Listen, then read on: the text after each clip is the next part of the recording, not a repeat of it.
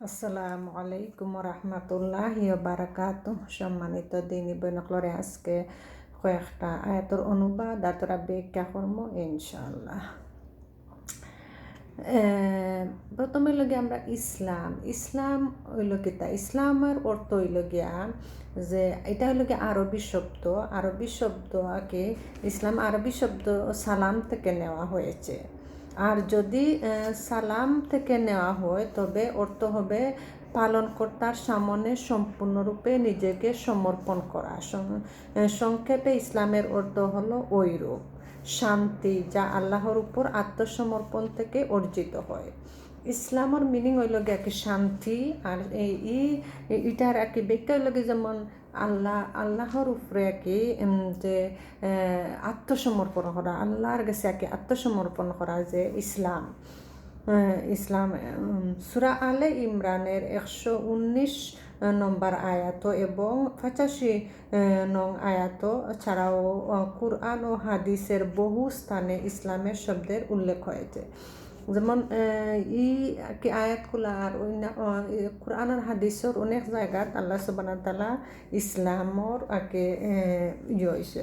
তো মেইন হইল কি ইসলামর অর্থ হইল কি শান্তি।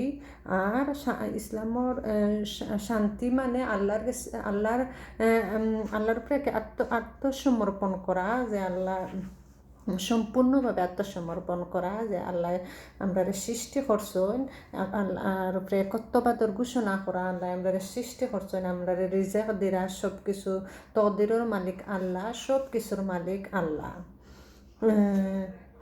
মুসলমানের সংজ্ঞা: মুসলমান যে নিজ সম্পূর্ণভাবে আল্লাহর কাছে আত্মসমর্পণ করে। সূরা আলে ইমরানের 164 নং আয়াতে এবং কুরআন হাদিসের বহু স্থানে মুসলমান শব্দের উল্লেখ হয়েছে। যে ইসলাম মুসলমান, এটা মিনিং যেমন মুসলমান, আমরা লগে মুসলমান হইল গিয়ে চাই যে আল্লাহর কাছে আত্মসমর্পণ করা। আল্লাহ যে একজন আসইন আর আমরা যে বিশেষভাবে আল্লাহর কাছে যে আত্মসমর্পণ করছি, আল্লাহর সব কিছুর যে সৃষ্টি করছেন তারপরে ঈমান আনছি।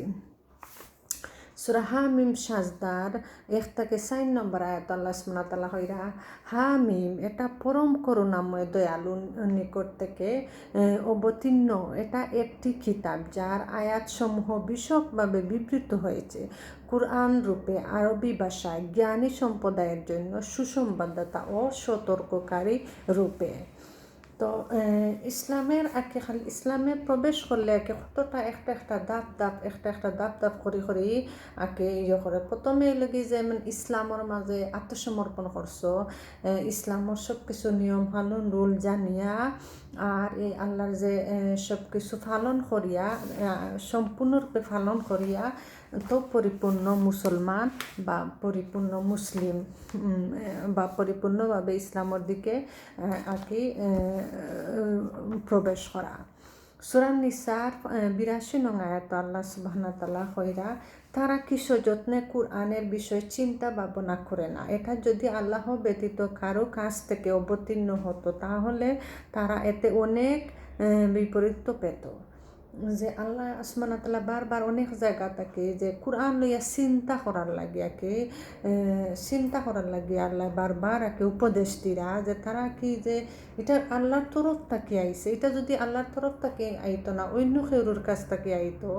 আর এই কুরআনের মাঝে অনেক অসঙ্গতি ফাইলনে, যেমন এটার মাঝে অনেক ভুল ফাইলনে, অনেক কিছু ফাইলনে। এই কুরআনের মাঝে অনেক চেষ্টা করছেন কিন্তু কোনো ভুল ধরতে পারছেন না, অনেক চেষ্টা করিয়াও ভুল ধরতে পারছে না। এই কুরআনের মাঝে ভবিষ্যতে কিতো হইব, খিতা গঠন হইয়া গেছে, বর্তমানে কিতো হইব, সব কিছু পরকালে কিতো হইব, কিলাখান শাস্তি হইব, কিলাখান কি মানুষ জান্নাতও যাইবা, কিলাখান বালা কাম করলে সওয়াব হইব, কিলাখান করলে গুণ হইব, সব কিছু আল্লাহ সুবহানাহু ওয়া তাআলা কোরআনের মাঝে শিখাইয়া দিছেন।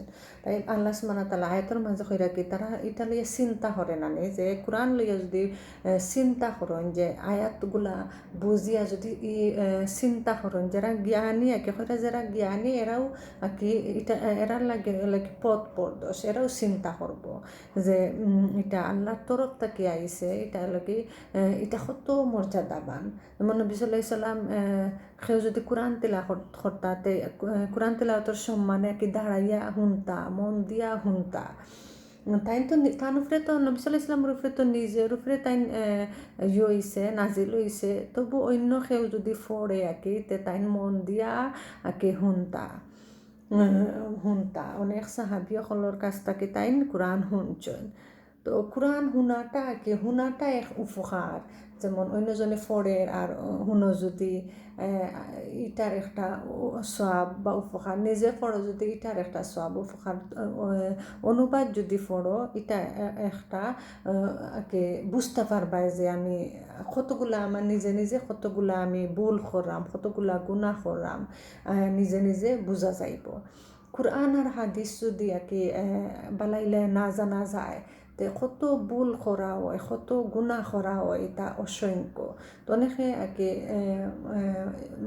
করেন যে বেশি জানলে বেশি করতে হইব বা করতে হইব, কিন্তু আল্লাহ সুবহানাহু ওয়া তাআলা মর্যাদার দিক দিয়ে যারা জানে এরারে আর কি বেশি মর্যাদা দান করছেন, আর যারা জানে না এরা তো কম মর্যাদা আর কি এরা যার আমল অনুযায়ী পাইব। তার লাগে আল্লাহ সুবহানাহু ওয়া তাআলার আর কি বয়ে আল্লাহর যে আল্লাহ আমরা কিলাখান হাসর হইব, কিলাখান হইব, বেশি বেশি করি আর কি আমল করা, কোরআন অনুযায়ী কোরআনরে আমল করা, চিন্তা করা, আর কোরআনের নিষেধগুলা কি তাকে বিরত থাকার আদেশ করছেন যেগুলো গুণ মানিয়া চলা।